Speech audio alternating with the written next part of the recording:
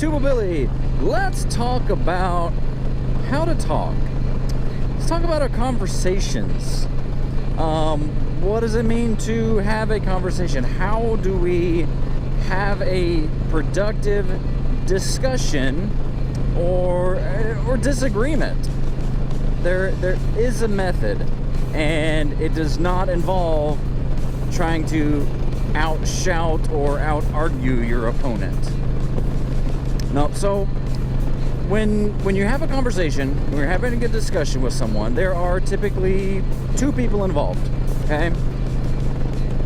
It's a two-way conversation, all right? You have one person who's the speaker and one person who's the listener. And, and those roles switch back and forth. They should. Now, there's some important rules that each person needs to follow. As the speaker, it's important that you speak for yourself, okay? You don't want to say to the other person, you believe in this. You do this because of such and such, okay?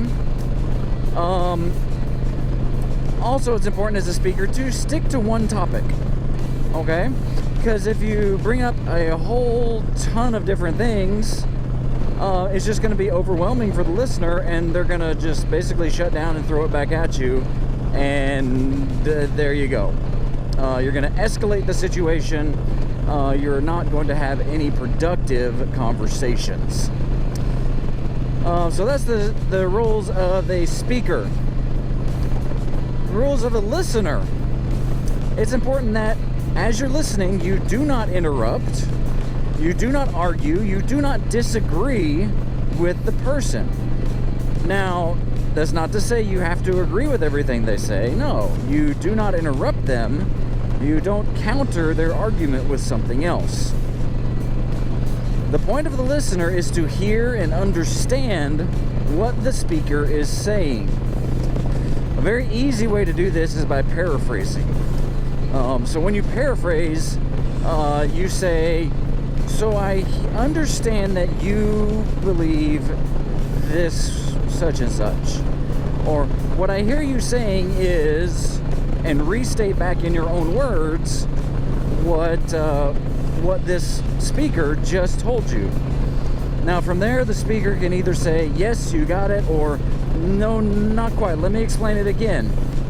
Now, as the listener, if you still don't understand, if you're still not comprehending their point of view, not agreeing with them, you don't have to agree, just understanding their point of view, you should ask questions. Say, I'm really not understanding your perspective. Can you explain it to me another way? Or can you explain this part?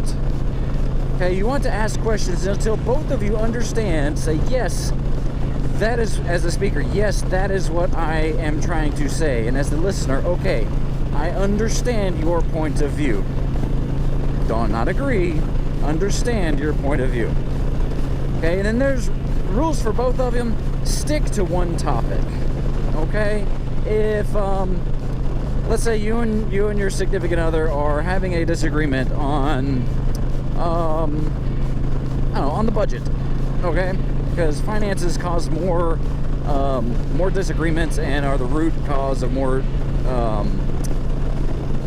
divorces than anything else.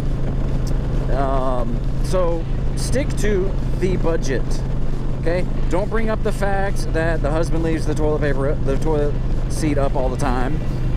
Don't bring up the fact that the wife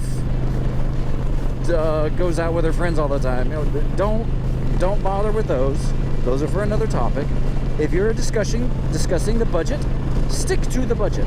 That is it. So as you trade back and forth, you want to switch.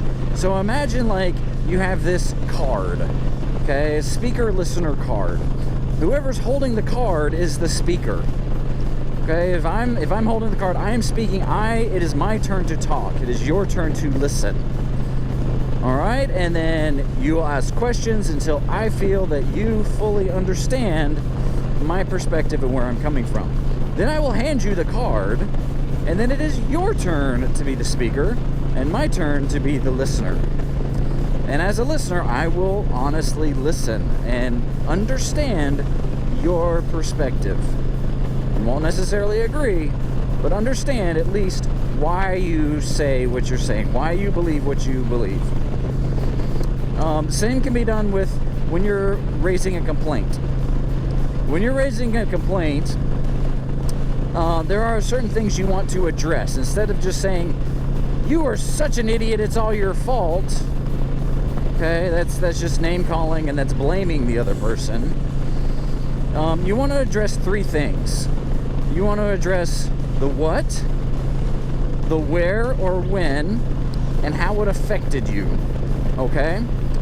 So, what is it that caused the hurt? Okay? What caused you to get upset? Identify what specifically. Okay? You didn't take the trash out. Okay? When or where? Be specific with a time. Be specific with a location. You didn't take the trash out yesterday afternoon. Okay? Then how it affected you. This is the most important. Well, they're all equally important, but this is very important. How it affected you. You're supposed to take the trash out yesterday afternoon. It made me feel underappreciated that you won't do this. It is your chore. And this is me talking to a child, I guess. One of my children. When they get old enough to take out the trash. Okay? So I addressed the what, taking the trash, the when, yesterday afternoon, and how it affected me. Whatever I just said. I don't remember. Whenever you have a complaint, whenever your feelings get hurt, instead of lashing back at them or throwing complaints back at them, try this. Try this WWA, the WWA method. Okay, the what, the when and where, the when or where, and how it affected you. WWA. Try to put into words those things, those specific things, and see how the other person responds. If they throw it back at you, try again. Say, look, when I tried to, well, my battery's low. When I tried to explain how this issue to you, and you disregard me, it makes me feel uncared for. Okay? So by sharing this speaker-listener technique, and there's more effective ways to raise complaints, we can have open and honest conversations. It doesn't mean we will magically agree and have, be happily ever after or whatever. We're still going to have disagreements. Everybody's entitled to their own opinions. Everyone is entitled to their beliefs, and it is their right to. But if we can at least come to an agreement saying, I understand your perspective. I understand why you believe the way that you believe. I personally don't believe that, but I understand you. Okay? If we can come to that, then, my gosh, imagine how different a world would be. Instead of blaming everybody for everything else.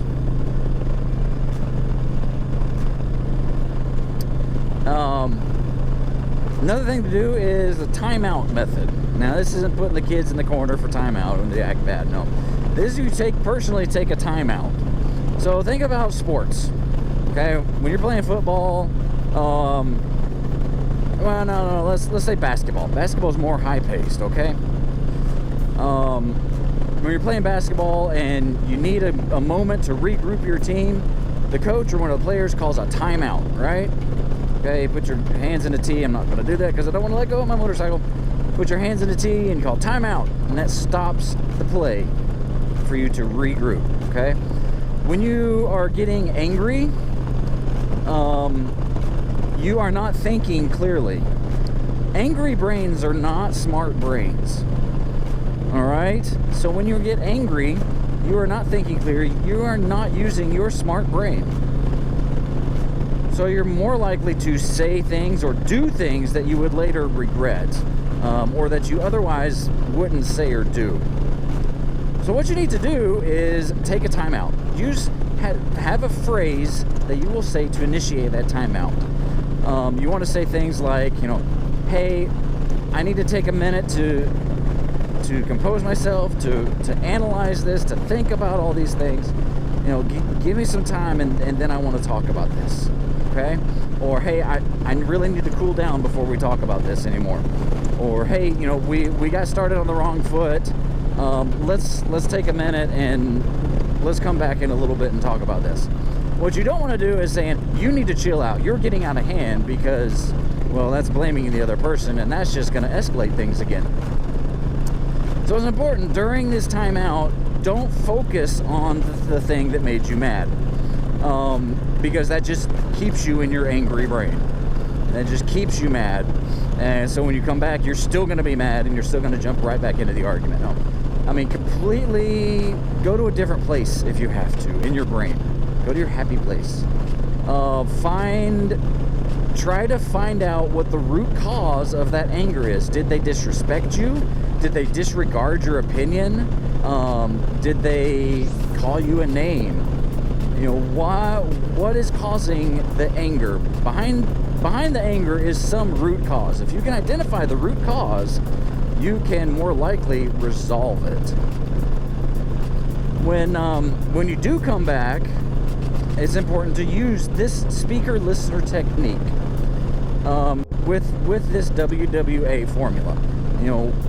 When we talked earlier today and you said when you said something, it made me feel blank, okay? Using those formulas, and then the other person, the listener then responds, okay, I understand that you felt hurt when I called you whatever, or when I said something, when I said this. Is that right? Yes. Okay, and then you keep discussing back and forth using that speaker listener technique until you diffuse the situation. You find that root cause of the issue, and it may not be completely resolved, but at least you've had a conversation, you've had a discussion without losing your cool and blowing your top and saying things that you would regret. So when we get angry, our brains are not smart, okay? There's two basic parts of our brains that deal with function, okay? There's the frontal lobe, okay, and then there's the amygdala. The frontal lobe, this is your higher thinking, your problem solving, your goal setting part of your brain. Your amygdala is more focused with bodily functions, especially fight or flight. So when you're faced with like a stressful situation, your amygdala will kick in and will flood your body with hormones to get ready to fight or flee, run away, fight or flight. You need to override that by taking that time out. Give your body time to get those chemicals out of your system so that your amygdala can focus and can analyze the issue. By doing those things, gosh, a lot of the conversations that are going on right now in the world could really be lessened. We'd see less division. We still wouldn't agree on everything, but at least we wouldn't be calling each other, left-wing radicals or, American Taliban, or anything like that. We would at least agree that we understand the other person's perspective. Politicians don't do this. Very few do. They say their talking points, and that's it. It's like they're speaking while they're covering their ears, not listening to anyone else. Adults do this. Teenagers do this. Kids do this. It's something that you need to practice. It's not really a natural thing to do. Excuse me, I got an itch on my nose. It's not really a natural thing to do, but it is something that is necessary. So what you need to do is practice, okay? Take something just mundane and minor issue, okay? Which side to put the toilet paper on, okay? How do you squeeze the tube of toothpaste? Should we have pizza or lasagna? Okay? It's gonna feel stupid, it's gonna feel dumb, but if you can practice this speaker-listener technique and this effective way of raising concerns, then with these little things, then when you come to having a big issue, you'll be more likely to use those techniques. It's just like anything. You know, you practice sports. You practice and practice and practice so that when you get put in that situation, your body takes over and you do it automatically. You know, shooting sports, you shoot and shoot and shoot and practice, aim, so that when the opportunity comes, you know, hunting or whatever, your muscle memory kicks in and you know exactly what to do. You just do it automatically. So practice those things. I know this is a longer video, but I feel like this is important. It's something that I teach in the high school. It's something that I talk with the 4-H'ers about. It is something that is very, very important.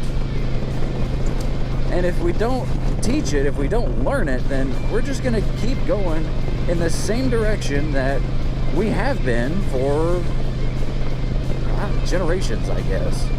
But especially in the past couple years. But please remember, be excellent to each other. Tuba Billy signing out. And God be with you till we meet again.